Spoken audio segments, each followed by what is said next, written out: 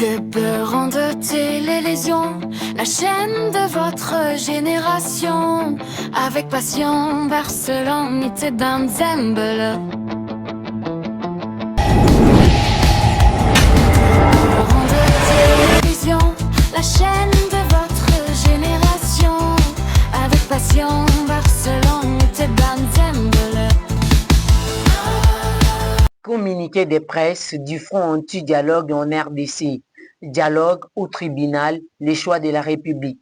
Les Fronts anti-dialogue, mouvement citoyen et patriotique engagé pour la défense de la souveraineté du peuple congolais, de l'état de droit et de l'intégrité territoriale de la République démocratique du Congo, s'est jusqu'ici opposé à l'idée de convoquer un dialogue politique inclusif qui ne serait comme par le passé qu'un dialogue de pistes, un dialogue de façade, une mascarade politique destinée à organiser les partages du pouvoir entre élites, à recycler les violences armées et à consacrer l'impunité des criminels, notamment à travers le mécanisme de brassage et de mixage au sein de l'armée nationale. Cette position, largement rappelée dans nos précédentes communications, est fondée sur une réalité largement documentée.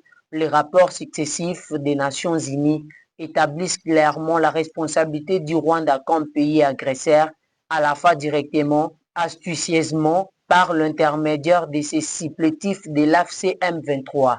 Dans ces contextes, prétendent organiser un dialogue politique sans reconnaissance préalable de cette agression ni établissement de responsabilités revient à banaliser les crimes, à humilier les victimes et à affaiblir davantage l'État congolais. C'est pour ces raisons que nous nous opposons à la tenue d'un dialogue politique dit inclusif tel que formulé par les évêques de la CENCO et de l'ECC.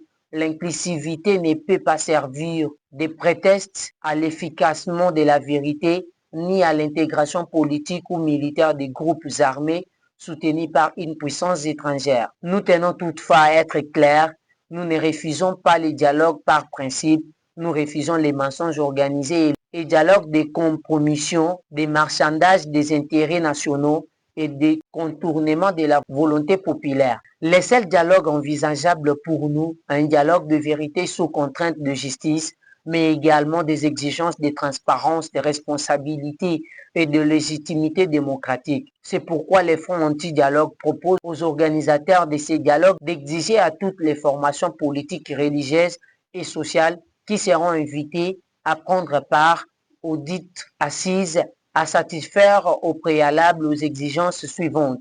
Reconnaître explicitement l'agression étrangère contre la RDC telle qu'établie par les Nations Unies. En effet, à défaut d'un cadre clair reconnaissant l'agression étrangère, établissant leurs responsabilités incluant toute l'intégration des groupes armés dans l'appareil de l'État, le dialogue devient une alternative au tribunal et donc une trahison de la République. La RDC n'a pas besoin d'un dialogue inclusif, mais d'un choix politique clair. Le dialogue avec les citoyens ou la justice contre les criminels par les deux à la fois. 2. Publicité préalable de revendications et agenda. Chaque organisation candidate ou dialogue est tenue de rendre public avant l'ouverture des travaux sur revendications son agenda, ses désirata, sa vision et perspective institutionnelle afin de permettre au peuple congolais de connaître clairement ce que chacun attend défendre ou négocier ou proposer en son nom. Chaque organisation doit s'engager à exclure de ces revendications amnistie directe ou déguisée notamment par les brassages et les mixages, tout partage du pouvoir avec des acteurs armés ou leurs parrains et placer les victimes à la justice ou au cœur du processus politique. 3. Transparence intégrale des travaux du dialogue. Les fronts anti-dialogue exigent que l'ensemble des travaux du dialogue de vérité sous contrainte de justice soient retransmis en direct de manière continue, intégrale, par les médias nationaux et internationaux, ainsi que sur des plateformes numériques et les réseaux sociaux afin de garantir au peuple souverain les droits de suivre, d'évaluer et de juger ce qui s'est dit, ce qui décide par et pour quel intérêt. 4. Encadrement institutionnel de résultats du dialogue. Les recommandations résolues et conclusions issues du dialogue national inclusif devront obligatoirement être transmises au Parlement pour débat entérinément au nom du peuple congolais, détenteur originaire de la souveraineté, soumise à la Cour constitutionnelle afin qu'elle en examine la conformité et la Constitution. 6. Conditions de crédibilité et de légitimité. Les fronts anti-dialogue indiquent qu'à défaut de ces préalables, le dialogue devient une alternative au tribunal et donc une capitulation morale institutionnelle de la République. Il sera par conséquent dépourvu de crédibilité, de légitimité et d'acceptabilité politique. Tout dialogue qui se tiendrait en dehors de ces cadres serait considéré comme illégitime, non représentatif de la volonté populaire et dépourvu de toute valeur juridique et politique contraignante pour le peuple congolais. Les fonds anti-dialogue réaffirment avec force la RDC n'a pas besoin d'un dialogue pour blanchir les crimes, mais d'un choix politique clair entre la justice et l'impunité.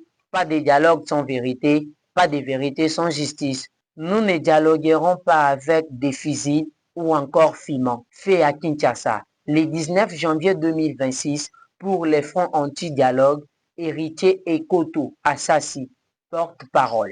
Abonnez-vous massivement sur votre chaîne YouTube Table Ronde Télévision.